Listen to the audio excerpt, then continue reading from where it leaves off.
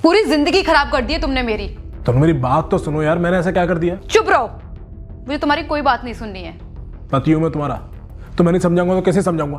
पति हो तुम मेरे? अच्छा एक बात बताओ, पिछले 3 महीनों से कौन से पति वाले काम कर दिए तुमने? मेरे अकॉर्डिंग मैं सारे काम कर रहा हूँ जो मुझे करने चाहिए। कौन से काम?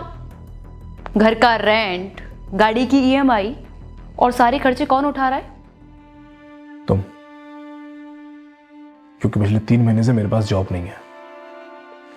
लेकिन ऐसा नहीं है कि हमेशा मेरे पास जॉब नहीं रहेगी। मैं ट्राई कर रहा हूं ना, लग जाएगी यार जॉब।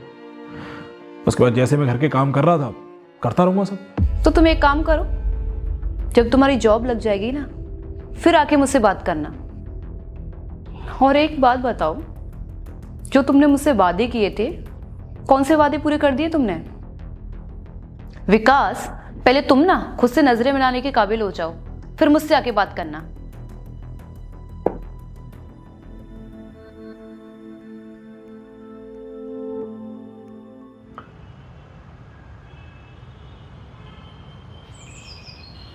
विकास, मेरे भाई की शादी है, हम दोनों को साथ में मेरे घर पे जाना है।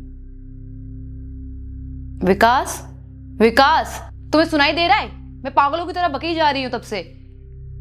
हाँ बोलो। मैं ये बोल रही थी कि मेरे भाई की शादी है, हम दोनों को साथ में जाना है। तुम चली जाओ, मैं नहीं जा रहा। क्यों? तुम क्यों नहीं चल रहे हो मेरे साथ? मैं क्या करूंगा वहां? वैसे भी मेरी बात किसी को अच्छी नहीं लगती। तुम चली जाओ, मेरा मूड नहीं है। मुझे पता है तुम ये क्यों बोल रहे हो। कल रात हमारी बहस हुई है इसलिए ना? सिर्फ ये बात नहीं है। जब से मेरी जॉब गई है, पिछले 3 महीनों से तुमने मुझे तिल तिल एहसास कराया है कि मेरे पास में कोई काम नहीं है। तुम्हें पता है तनु,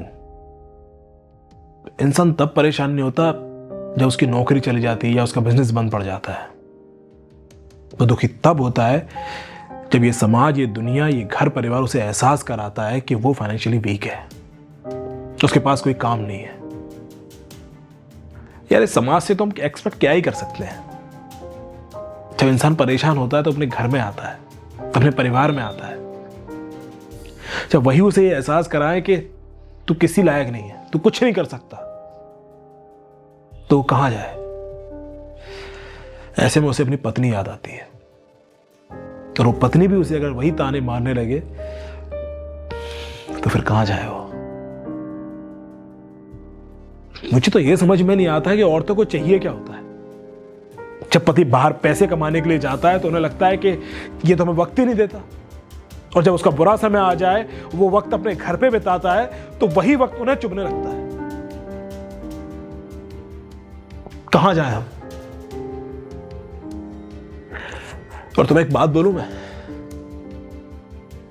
पिछले इन 3 महीनों में ना तुम्हारी आवाज मुझे चुभने लगी है। मेरा एक पल भी मन नहीं करता कि मैं तुम्हारी इस आवाज को सुनूं। जब भी तुम कुछ बोलती हो ना, तो मुझे इतना गुस्सा आता है कि मैं कुछ कर बैठूं।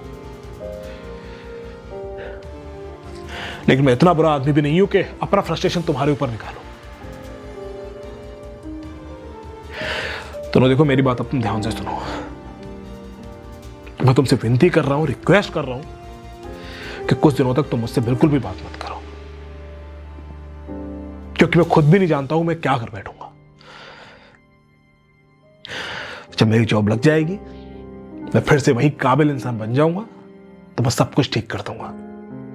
उसके बाद मैं तुम्हें शॉपिंग पे भी लेकर जाऊंगा और तुम्हारे भाई की शादी में भी जाऊंगा।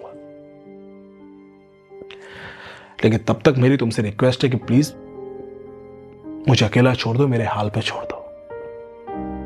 और तब तक के लिए हम एक साथ एक घर में तो रहेंगे, लेकिन साथ में नहीं रहेंगे।